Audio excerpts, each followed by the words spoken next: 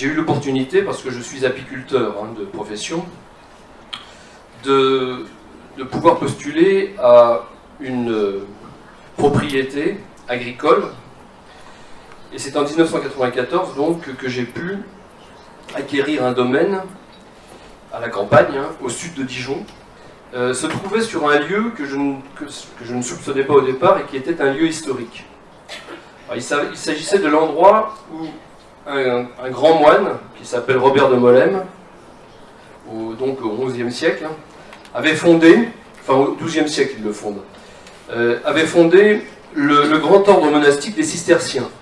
Les moines, heureusement, qui étaient nos proches voisins, et l'islam prône un bon rapport de voisinage à toute occasion.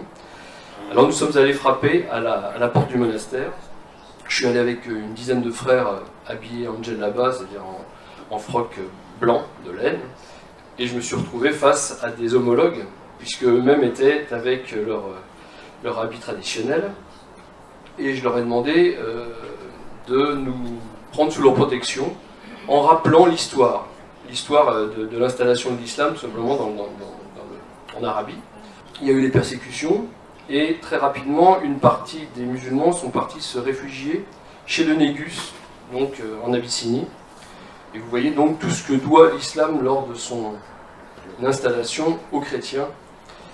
Et c'est bon de s'en rappeler dans les périodes actuelles.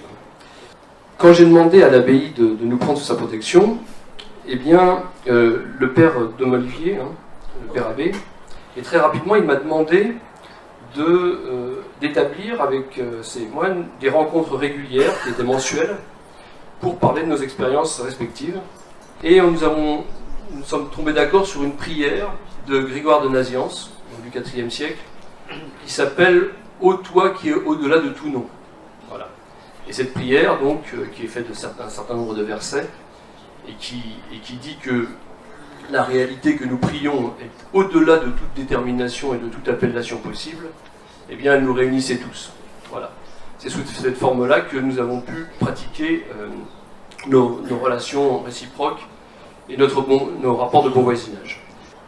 Pour qu'il y ait une harmonie qui soit possible et pour qu'une paix en découle, et qu'elle soit pérenne, surtout cette paix, il faut que les acteurs aient deux qualités, on va dire.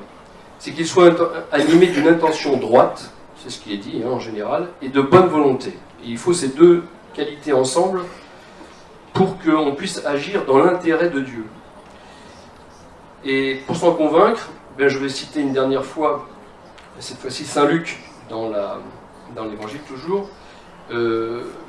dans la Vulgate de Saint Jérôme, parce qu'elle utilise des termes qui sont intéressants en latin, quand il dit « Gloria in altissimis Deo, et in terra pax in hominibus bonae voluntatis », gloire à Dieu au plus haut des cieux et paix sur terre aux hommes de bonne volonté.